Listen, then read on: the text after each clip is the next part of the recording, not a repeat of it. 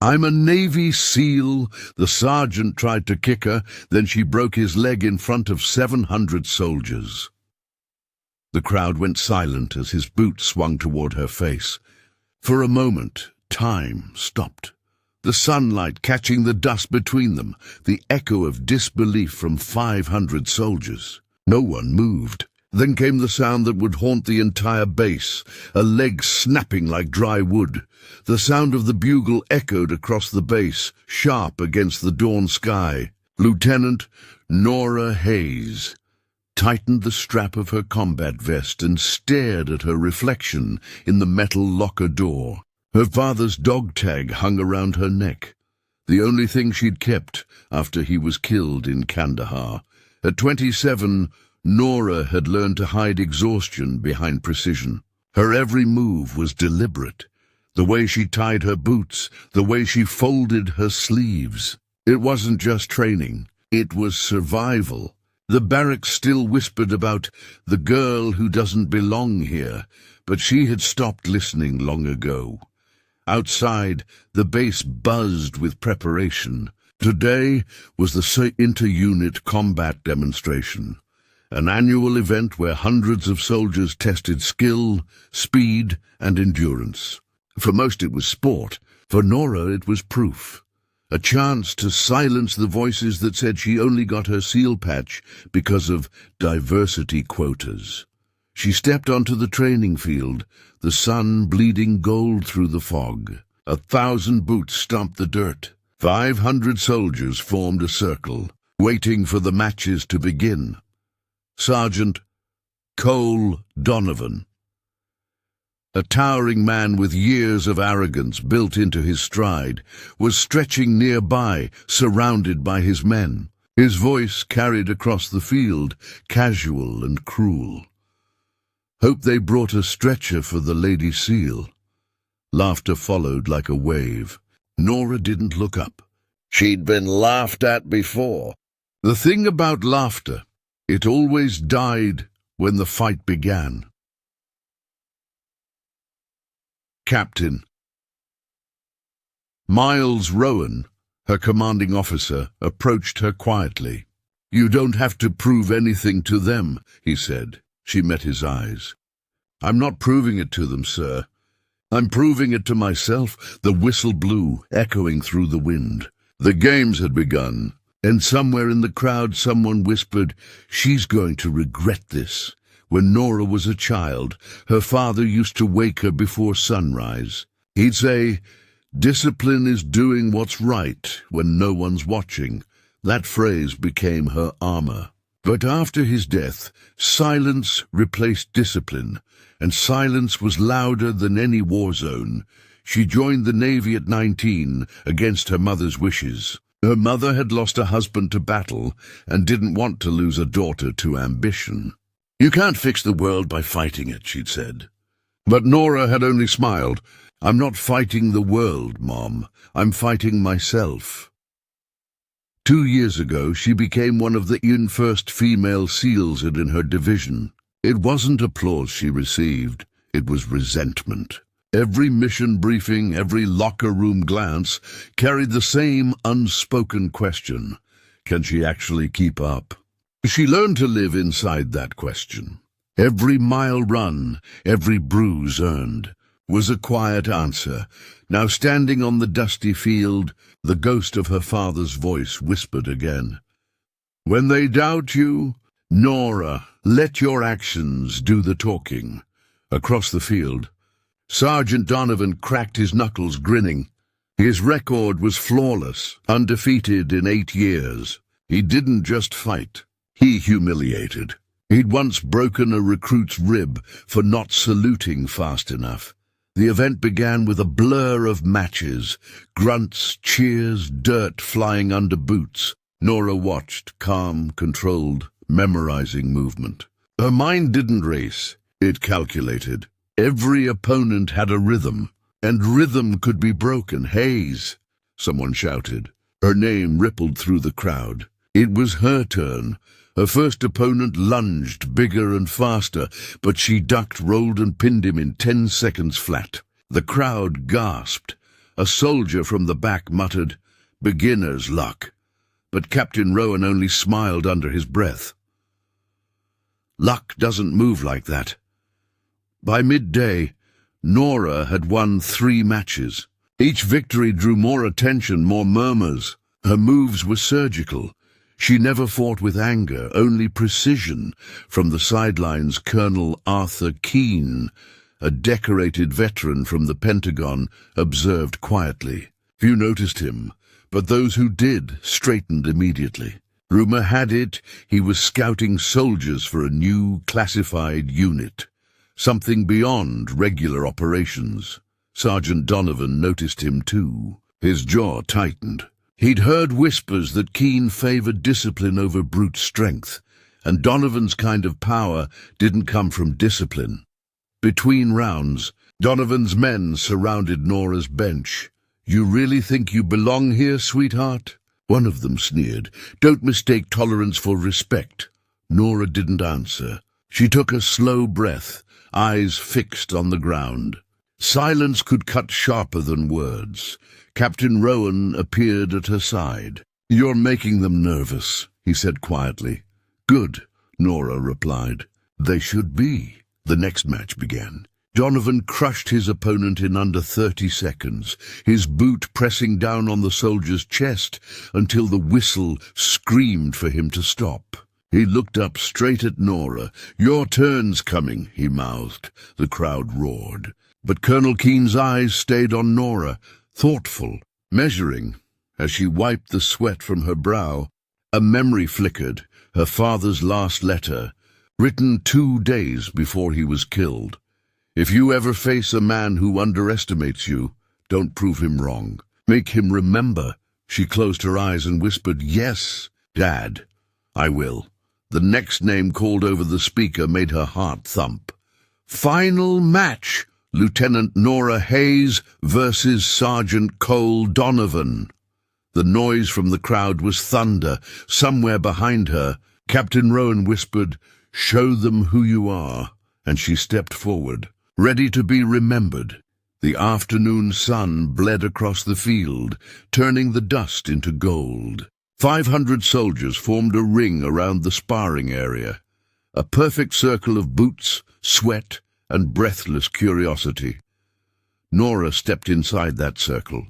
Her heartbeat was steady, not fast, a rhythm she'd trained to control. Every inhale reminded her of the ocean mornings during SEAL conditioning, when she learned that fear and calm could coexist if you let them.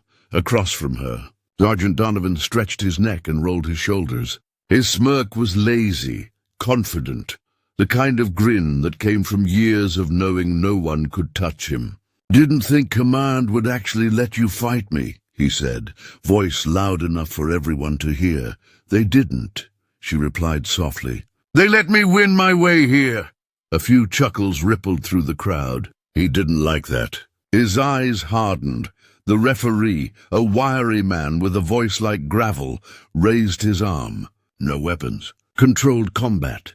End it when I say stop." "Clear. Yes, Sergeant," came the collective shout. "Begin," Donovan charged. His movements were heavy, forceful, each step shaking the dirt. Nora sidestepped, barely moving.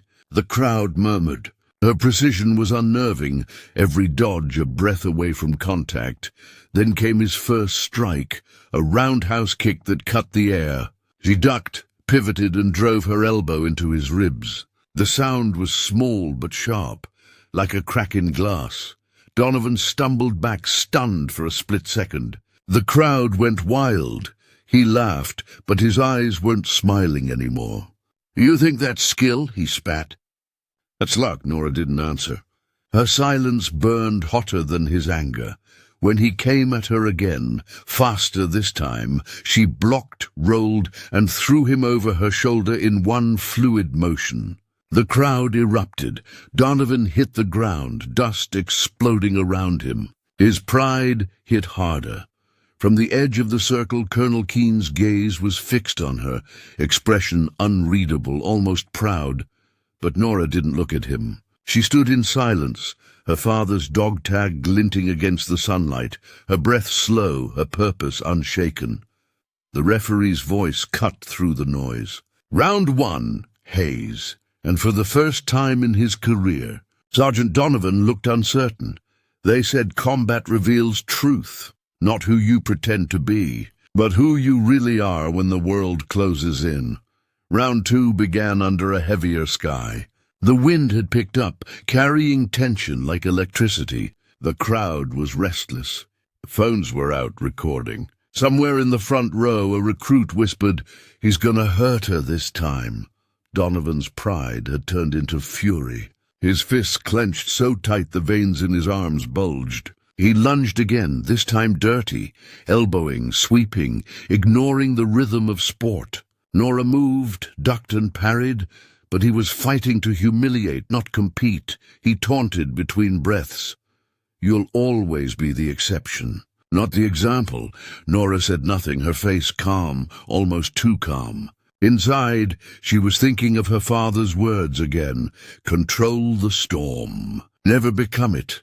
Then it happened. A blur of motion. Donovan feinted left, then spun right, his boot slicing through the air. The crowd gasped. The kick wasn't aimed at her torso.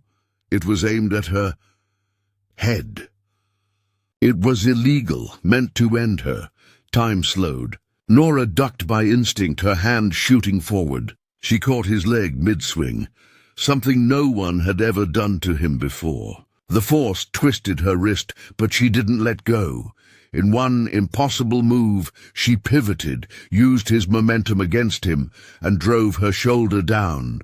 A sound split the air. 500 soldiers froze. The only sound was Donovan's scream, primal, echoing across the field as he fell. His leg bent the wrong way, a grotesque angle of broken pride. The referee rushed in. "Stop! Medical! Now!" Dust rose around Nora like smoke. She didn't move, didn't gloat, didn't smile. She just stood there, calm, breathing slow, her eyes distant. Colonel Keene stepped forward, watching the scene unfold. Captain Rowan whispered beside him, "She didn't mean to do it." Keene's voice was low. "No." But she meant to end the fight. As medics lifted Donovan onto a stretcher, the crowd parted in silence, and somewhere a single soldier whispered what everyone was thinking. "She's not here to prove she belongs. She's here because she already does." That night, the base was quieter than usual. The mess hall buzzed only in whispers, fragments of retellings, each one bigger than the last. "Did you see her face when it happened?" He tried to kick her first, broke his leg clean, like she planned it. Nora sat alone near the window, untouched meal cooling beside her. The sound, that sharp, bone-snapping crack, replayed in her mind like a looping track she couldn't turn off. She didn't feel proud. She didn't even feel vindicated. Just hollow. Captain Rowan entered, his voice low. "Keene wants to see you." Her heart didn't skip. It just sank. The colonel's office was dimly lit, the hum of the air conditioner the only noise. Keene stood by the window, his uniform immaculate, his presence commanding. He didn't turn when she entered. "You broke his leg," he said flatly. "He tried to kick my head. I saw." He finally faced her. His eyes were sharp but not unkind. "You know what the headlines will be?" She stayed silent. Female SEAL cripples veteran sergeant in front of 500 witnesses. They'll make it sound like vengeance, not defense. Nora's jaw tightened. "Permission to speak freely, sir?" "Granted. Let them write what they want." "I didn't come here for headlines." Keene studied her for a long moment, then nodded slightly. "Your father used to say the same thing." Her breath caught. "You knew him?" "He saved my life. Desert Storm, 1991. His gaze softened. "You have his eyes. Same steadiness when everything else burns." Silence stretched between them, not heavy but human.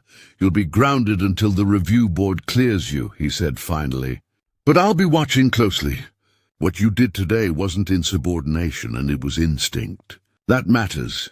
When she left his office, the hallway lights flickered faintly. Outside, the flag swayed under the moonlight. Whispering against the wind, Nora stood there, eyes lifted to the night sky, and said quietly, "I didn't mean to break him, Dad, just the silence." And for the first time that day, her throat tightened. The following morning, the base felt colder. Conversation stopped when Nora walked by. Some nodded out of respect. Others turned away. The line between admiration and resentment was thin, and she was walking straight down the middle. In the gym, she trained alone. No music, no talk. Just the rhythmic thud of gloves hitting the bag. Sweat dripped down her temples, her breath steady and harsh. She wasn't punishing herself. She was remembering who she was beneath the noise. Captain Rowan entered quietly, tossing her a towel. "They're forming a review panel today. Donovan's claiming you went too far." She caught the towel mid-air. "He tried to kick my skull open. I know that. And so does Keane.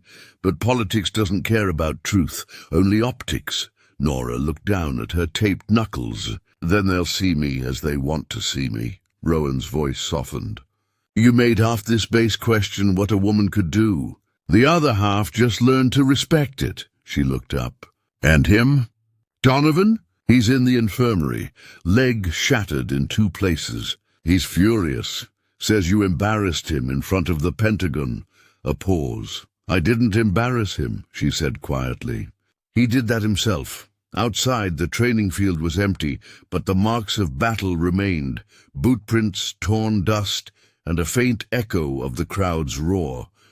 She walked to the same spot where it had happened and stood there for a long time, staring at the ground. Her dog tag clinked softly against her chest. "You did what you had to do." Her father's voice again. "Faint, imagined," Nora exhaled, closing her eyes. "Then why do I still feel guilty?" But no one answered. Not even the wind. The review board sat behind a long table. 3 officers, a recorder, and Colonel Keane at the center. The room smelled of stale coffee and quiet judgment.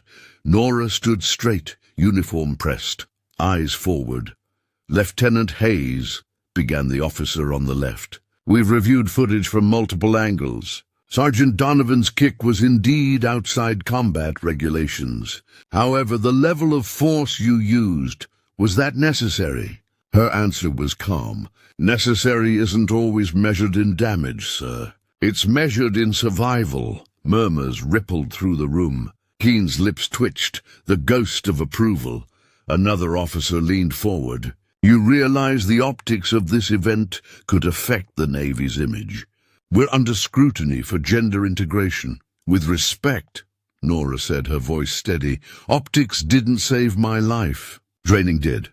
A silence settled. Even the pen stopped moving. Keane spoke finally. "Lieutenant, what did your father teach you about control?" Nora hesitated. The question caught her off guard. "That real control isn't about holding back," she said softly. "It's about knowing exactly when to stop." Keane nodded slowly, almost to himself. "Proceed." The board took recess for deliberation. As she waited in the hallway, Nora saw through the window a few recruits practicing hand-to-hand drills, 2 of them women. They moved sharp, focused, fearless. It hit her then, what this moment meant. If they cleared her name, it wouldn't just be about her career. It would be about every woman who came after, walking into the same circle, hearing the same laughter, and daring to stay anyway. When the door reopened, Keane spoke without looking at the papers. "Lieutenant Hayes, the board finds your actions justifiable under combat reflex." Nora blinked, emotion tightening her chest. He continued, "You are reinstated, effective immediately. Report to the hangar at 600 hours tomorrow." She saluted sharply. "Yes, sir." And for the first time since the fight, she felt the weight in her chest lift. Not victory, not relief, but quiet, earned peace.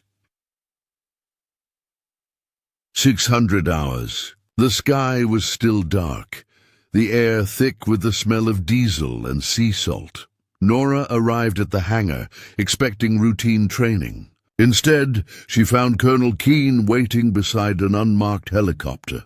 2 other SEALs stood nearby, men she'd never met. Keene handed her a sealed folder. Top clearance. New assignment. She opened it, eyes scanning the brief lines. The words blurred for a second. Operation Silent Harbor. Classified reconnaissance. High risk. Why me? She asked. Keene's eyes met hers. Because I need someone who doesn't flinch when everything's unfair, and because your father would have volunteered first. The mention of her father hit like a warm ache. Was it true? She asked. What they say, that he died saving a team. Keene's expression shifted, a rare softness beneath the steel. He didn't just save a team. He refused to leave a wounded man behind, even when the evacuation was closing. That man was me. Silence. He said something before the blast. Keene continued quietly. If my daughter ever joins, don't go easy on her. Nora exhaled, the weight of legacy settling deeper into her bones. I'll be ready, she said. He nodded once. I know. As the helicopter blades began to turn, the sunrise broke over the ocean, crimson and gold spilling across the horizon. The sound vibrated through her chest.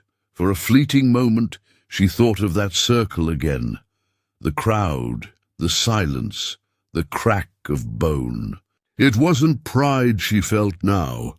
It was understanding. Sometimes breaking something wasn't destruction. It was awakening. She climbed into the chopper, her reflection flickering in the glass. And as the ground began to fall away, she whispered, You'd better be watching.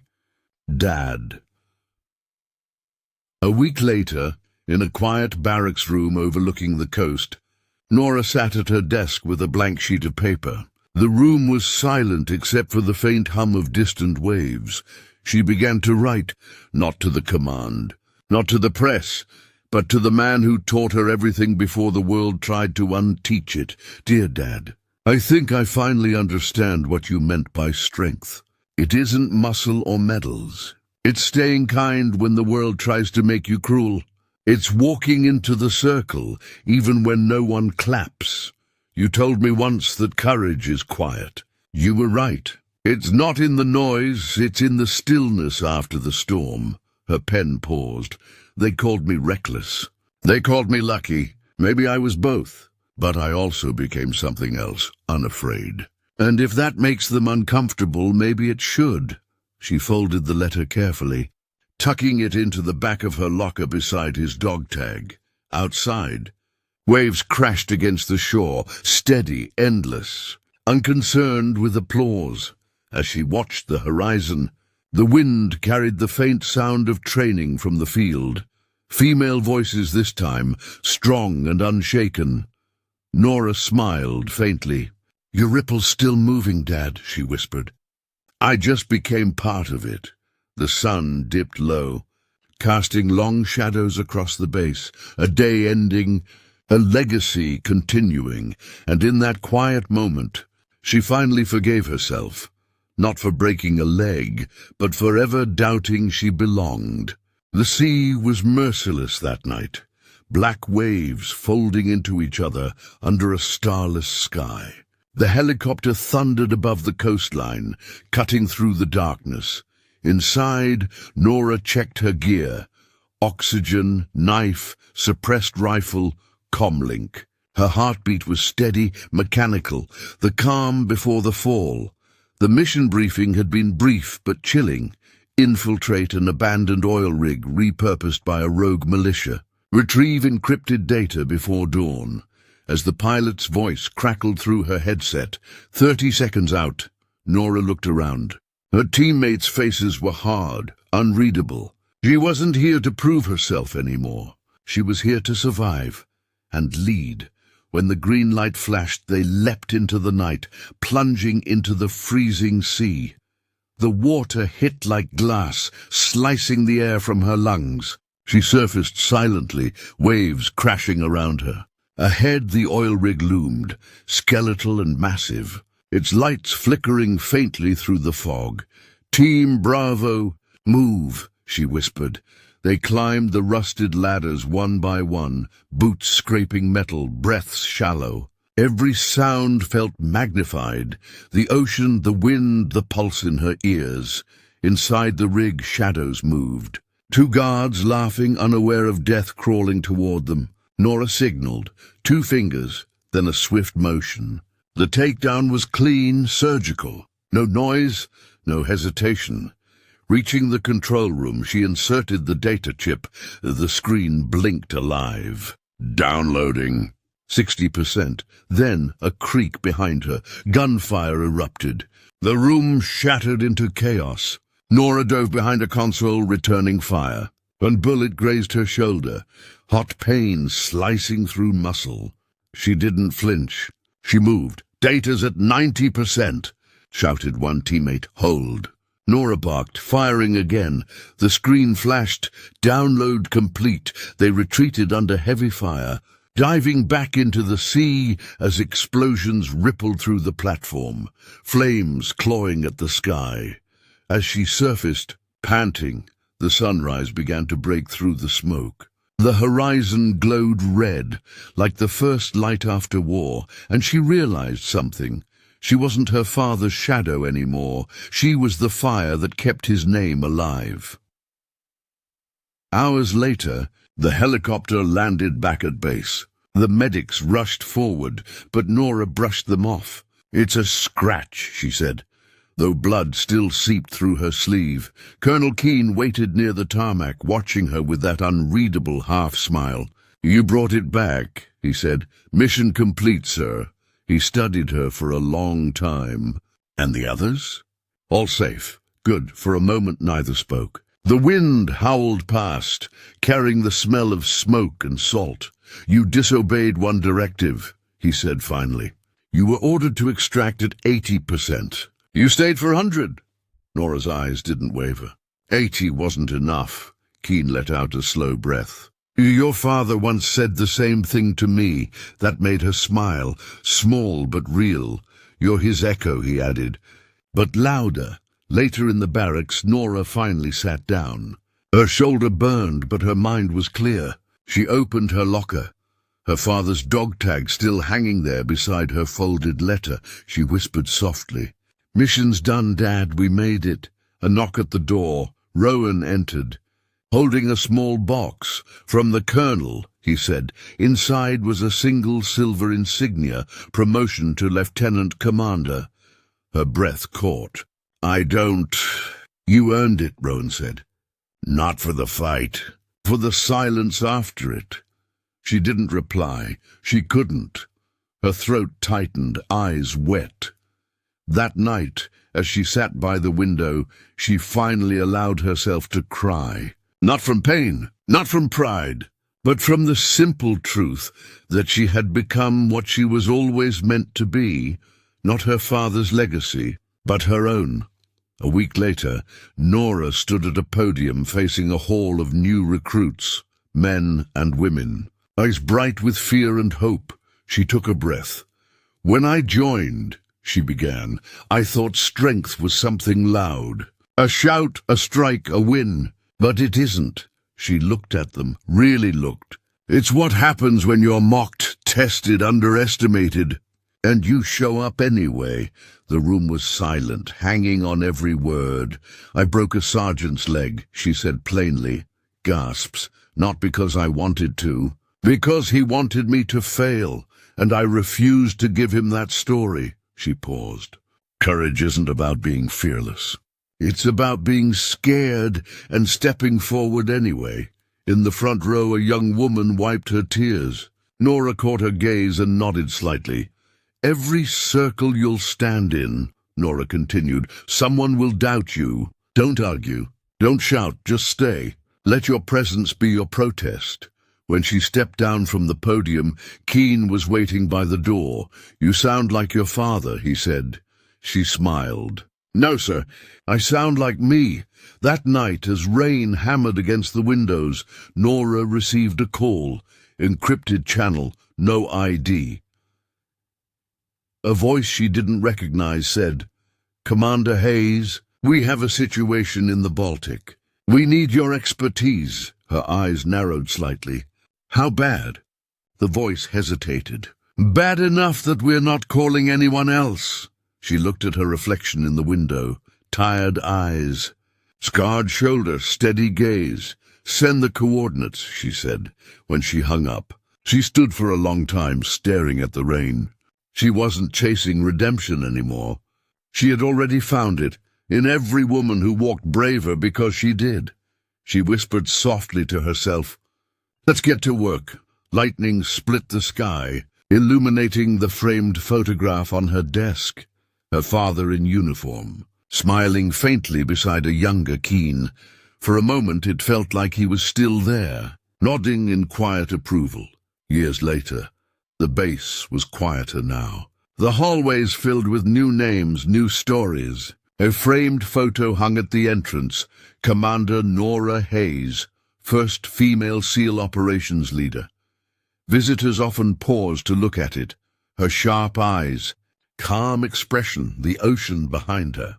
One day, a young recruit touched the glass and whispered, "She's the reason I'm here." Outside, the sea roared endlessly, waves striking the shore, the same way they had when her father once stood there.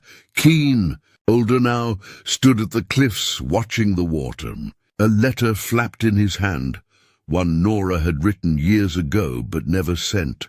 "Sir, thank you for never going easy on me, because the world won't either. You taught me to stand, not to please, but to prove what's possible." He folded it carefully, smiling to himself. "You did more than that, Nora," he whispered. "You changed the tide."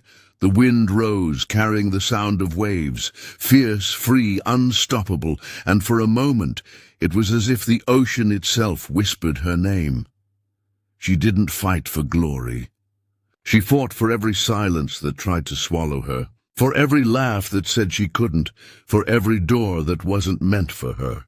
And she walked through anyway, a slow fade to footage of waves crashing, then her dog tag glinting in the sand. Because real strength isn't breaking others, it's refusing to break yourself. If this story moved you, hit like, subscribe, and ring the bell icon. Let us know in the comments where in the world you're watching from. And remember, courage is quiet, but it echoes forever.